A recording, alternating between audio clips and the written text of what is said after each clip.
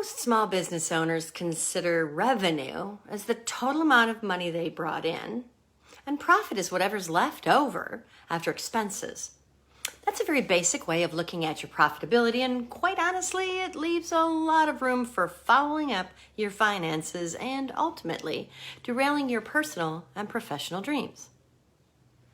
Hi, I'm Sue Kropbauer, a business mentor for ambitious 30 to 50 somethings, entrepreneurs, moms, empty nesters, and career professionals who are ready to follow their big dreams for doing something more.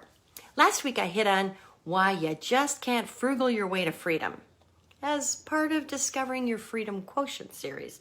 So this week I'm going to talk about how you think determines how much you'll make and how to avoid getting caught by a common entrepreneurial trap. Yes, I've listened to your DMs and your emails, and I'm going to dive into some real life examples again. You said they are, more interesting than just listening to me lecture about simple theories. So here we go. One of my current private clients has an amazing, bespoke, handcrafted product line, and we're in the process of developing her business plans to launch this product online. At this stage, my client, we'll call her Sally, to protect her privacy, of course, is self-employed, has no outside office or employees, and has almost no direct business expenses other than the cost to get the supplies she needs to make her luxury boutique products. Sally's profit is the money paid when people buy one of her high-end home decor items, minus the cost of goods and operating costs that it takes to make that product, aka the cost of supplies, boxes, tissue paper to wrap it, wax, wicks, shipping costs, utilities, etc. Sally runs a report on her top-line revenue, subtracts out all of her product and operating costs, and that comes up with her profit. Looks super good on paper. Fat product margins equals profitable business, right? If you're using a similar, simple calculator to determine your business profits, this might be the wrong way to look at your financial situation. Think about that for a moment. If you use Sally's current formula on calculating profit, I ask you, what value does all your learning, education, and real-life experience hold? And how do you account for that? Back to the freedom quotient and that $205 per hour billable rate we discussed a couple weeks ago. If nothing else, I'm consistent, right? If you missed those posts, be sure to go back to my earlier videos and replay those for details on calculating your own freedom quotient. But if you don't sell physical products, you probably know that business profit is even harder to calculate when the entrepreneur is a services-only business. My definition of professional services is very broad. It refers to any business or individual entrepreneur whose core output is a service or her expertise rather than a physical product.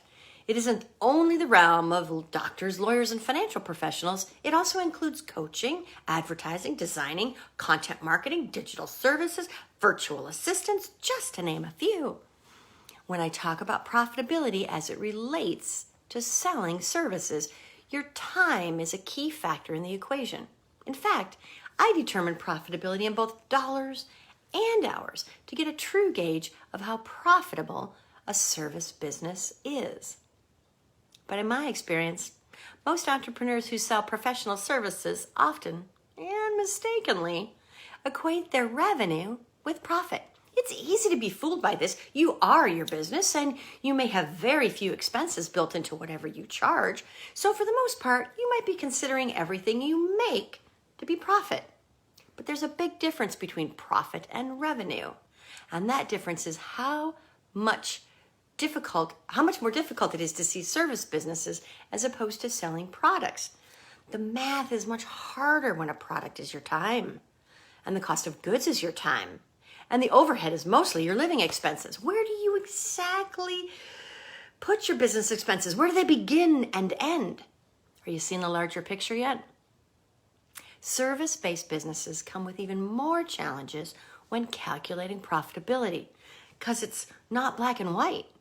And profit margins can shrink virtually undetected because most new entrepreneurs and even some seasoned pros can fall into a common trap. They put in as many hours as possible to try to make as much money as they can, and then count the life they have, plus whatever is left over in the bank, as how profitable they are. To further complicate matters, what if you sometimes work an extra hour or two here or there because you think it's not really costing me anything? You're only earning a little more profit, right? What if what I illustrated above is similar to your own current thinking? It's going to keep you stuck in a loop where you're always needing to work more to make more, regardless of whether that's for an employer or for your own business. Why? Because business owners who think this way are missing a key ingredient: their free time. To be clear, revenue is simply the money you take in, whether it's $100K a year, $200K a year or more. But your service is your product and your time is your cost of goods. So what matters is how much you keep in the end and how hard and long you had to work for it. Businesses don't succeed by accident. Yours won't either. If your super cool, amazing business idea is going to succeed, you have to ask key questions and answer them honestly, balancing an abundance mindset with business pragmatism. I can never say that word. Pragmatism. My upcoming business assessment workshop will help budding entrepreneurs like you to assess the viability of success for your business, whether it's just an idea right now, or if you've recently launched and it just doesn't seem like it's going to be the unicorn you thought it would be. I'm planning to open the registration to this workshop sometime in September, so if you're interested in discovering what the probability of your business success will be, I encourage you to click the link below to get your name on the list to be first in line when registration opens. Next week, we're going to finish this conversation about common entrepreneurial trap with a couple specific illustrations and also touch on why working those extra couple hours are costing you way more than you think. See you next week.